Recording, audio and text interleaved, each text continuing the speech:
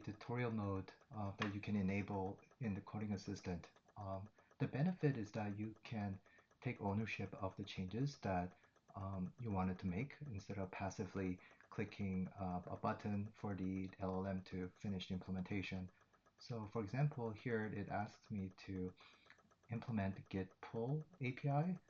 It suggests how you can implement it, but it gives you a lot more control because you don't get to just press the button, but you can just type what it's suggesting to you. So it's highlighting the area that you can add this code. So what I'm going to do is copy and paste. But you have a lot more control over what you're trying to do here. So as you can see, I've created a try block, and what this does, it runs a git status to make sure that the workspace is clean, and then it runs the git pull command. Right now it doesn't do that, so let's confirm that I made this change and ask for the next step.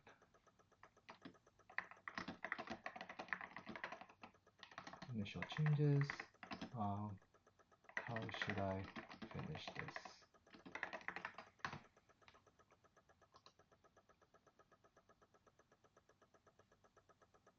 So great. So now it's suggesting to run the git pull the if the git status show that the workspace is clean. So what I'm going to do is copy this into this if block here. Now that I've made this change, I can confirm to the LLM tutor that we're good to go. I can also ask if my changes look correct.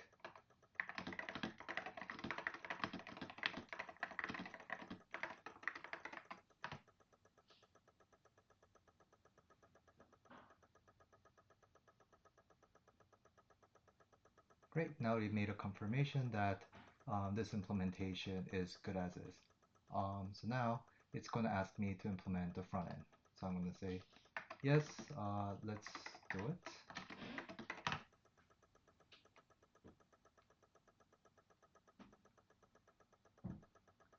And what it's going to do is going to bring me to the other file. So the AI should be able to take me there. I'm going to say start. So now it brought me to a completely different file. And here I'm going to read what it says. So it's asking me to look at the lines 165 to 168, and I believe this is where push branch function is defined. Let me just quickly check. It looks like the exact numbering is not correct, but at least it gave me somewhere to where to look. So now I'm going to go below it and then implement export async function pull branch, and that will help me implement the git pull method. So yeah, so this is how I would implement with AI. It's not a passive process where you're just asking LLM to do all the work for you. In this case, I'm actually working with LLM, in this case a tutor, to implement a feature that I wanted to add.